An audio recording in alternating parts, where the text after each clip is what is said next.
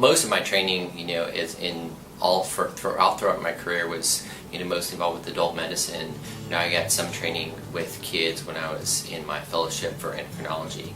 and basically, when I came here, I thought, I'd do a favor to a few different people that, a doctor or whoever who might call me, to take care of a kid, but I didn't have a strong desire to take care of kids. I was going to mostly take care of adults, but once, I started taking care of some kids and, just got to know their families, it just became, my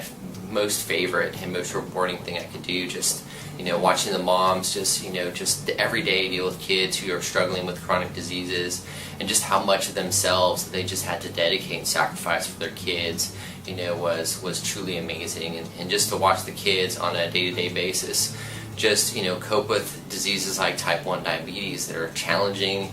taking multiple shots every day, measuring every single thing they ate or drank, and doing it gracefully and doing it so that, most people around them would have really no idea that they, had such a struggle to deal with, because it didn't look like a struggle.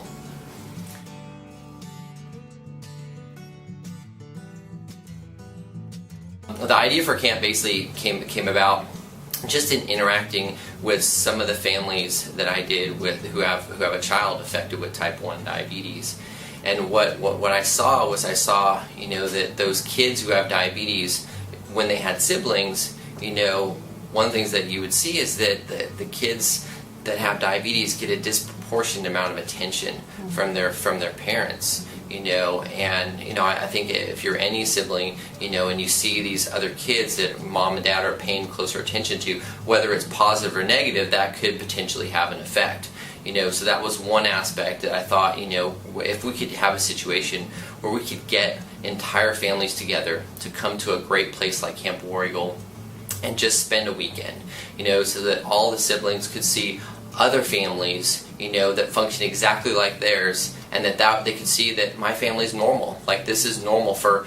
tons of families out in Northwest Arkansas. And then at the same time, I think the greatest thing that the camp offers for parents is just a place where they can have community, where they can, just literally not have to be seeking out people who have, kids who are affected with type 1 diabetes. It just would be there, and it would be present, and it would permeate, and it would just be so easy to be able to have discussions with people of all different, backgrounds, socioeconomic places, so that they could all be there, to support each other, and then, exchange their information, their Facebook addresses, their emails, their cell phones, so that, when they have a child who maybe is 10, who's struggling, when they're 11 or 12, they can contact, another parent whose child has already gone through that, and just have conversations about, what that looks like, what will they need to look for as far as, warning signs or concerns, and how do they help their child, safely navigate through, growing up with type 1 diabetes. Dr. Maas's compassion and consideration of other people, his the things that he feels